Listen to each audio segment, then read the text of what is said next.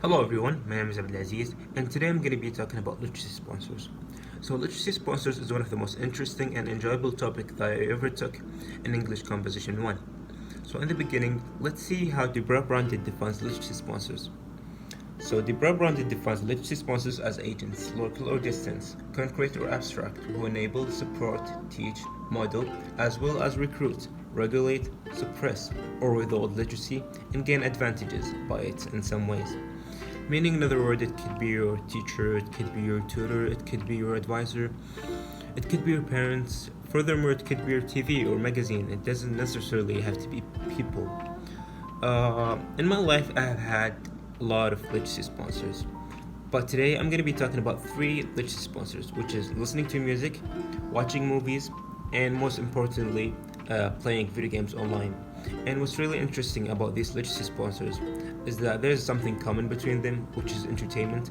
Because I believe if we mix between education process and entertainment, that would make the process easier and more flexible for the student. So the first literacy sponsor when it comes to learning English was listening to English music.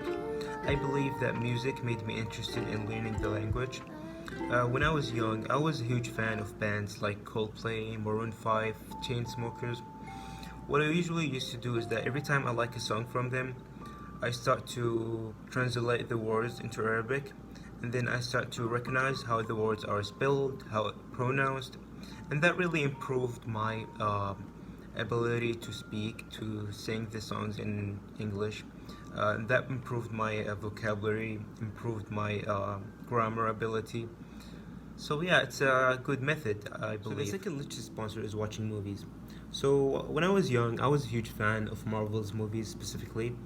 Uh, Characters like Hulk, Spider-Man, Captain America, Thor, and more made me dive in about movies. And what's really interesting about me is that I read the subtitles very fast, so I make connections between what I hear and what I read. That would improve my vocabulary. Also, what's really interesting about watching movies is that I realized that every country have their own accents. Like for example, British have their own unique accent, and America also, Scotland and Irish. So the third literacy sponsor was playing video games online. So playing video games online made huge differences, and I believe it's the best thing that ever happened to me when it comes to learning English. I believe that getting to know new people from different cultures and different backgrounds from all around the world is way better than the traditional way, which is just sitting in a classroom for 50 minutes for an entire year just to learn the basics. I believe that using online video games would make the process of learning English way easier and more flexible, and that could improve the ability to speak in public. And finally, in the next video, you will see a great example of playing video games online, and you will see how powerful tool it is to learn English. So we go from communicating in a virtual world to teaching. We all know the importance of learning several foreign languages in today's globalized world. But as for our kids, maybe not so much. The Wall Street Journal's Eva Tam spotlights 3D Adventureland, which tries to make learning foreign language for kids fun. Open door. How to open the door? Video games like this could be the future of English language education in China.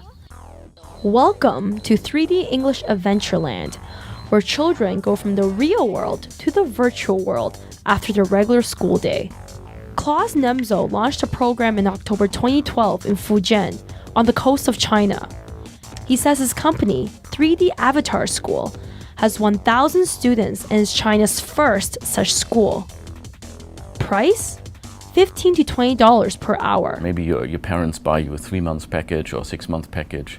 You typically would take about 2 lessons a week. So then you would have your computer at home, you have a headset, and you basically will give you a password and you log on, at the time when your class starts. Students launch class in a spaceship scenario.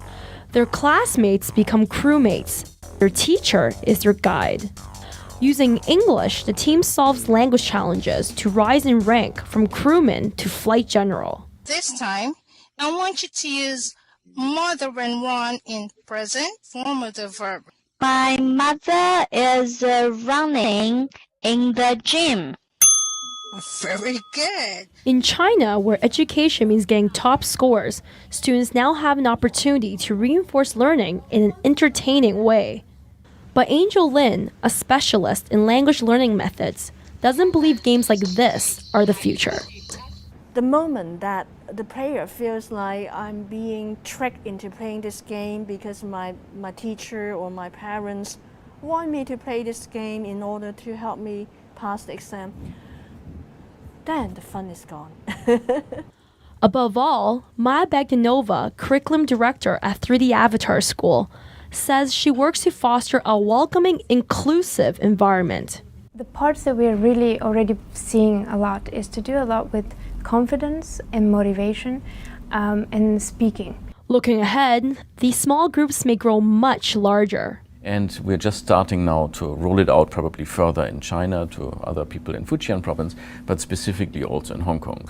Nemzo says he wants to go from 1,000 to 100,000 students in the next few years, pulling both children and adults into learning not just English, but Chinese and science too. For the Wall Street Journal, this is Eva Tam.